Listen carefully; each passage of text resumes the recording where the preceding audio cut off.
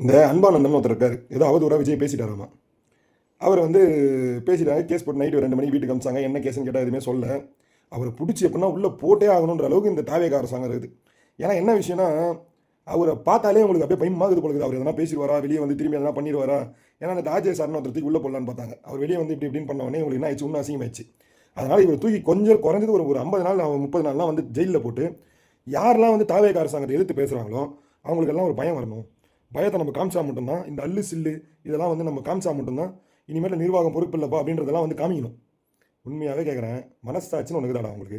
அவன் ரேப் பண்ணுறான், கல்லா இது பண்ணுறான், கஞ்சாடிறான். இப்போ கூட வேலூரில் அங்கங்கே எல்லாமே நந்தன் நடா இருக்குது. இன்னும் கூட லாட்ரி எழுதுலேருந்து எல்லாமே வேலூர் நந்தன் நடக்குது. எல்லாமே கேள்வி கேட்குறது எதனா எது இருக்குதா?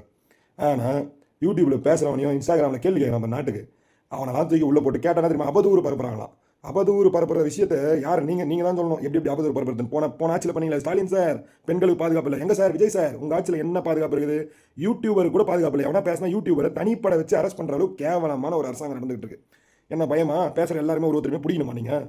நாங்கள் எல்லாருமே ரெடியாக தான் இருக்கிறோம், எல்லாருமே களத்தில் ரெடியாக இருக்கிறோம். வந்து ஒருத்தரையும் பிடிங்க. இன்னும் 5 வருஷம் எத்தனை பேர் பிடிக்கிறீங்க? எத்தனை பேர் நீங்கள் பிடிக்க பிடிக்க இன்னும் நாங்கள் வளர்ந்துக்கிட்டு தான் இருப்போம். திராவிட முன்னேற்ற கழகத்துலேருந்து உங்களெல்லாம் பார்த்து யாருமே எங்களுக்கு பயம் கிடையாது. லாட்ரி வித்தவன் என்னைக்கு நம்ம நாட்டின் அமைச்சரானானோ அன்றைக்கே நம்ம நாட்டோட உண்மையான சுதந்திரம் செத்து போச்சுன்னு தான் நான் சொல்லுவேன் இந்த காணொலி மூலியமாக.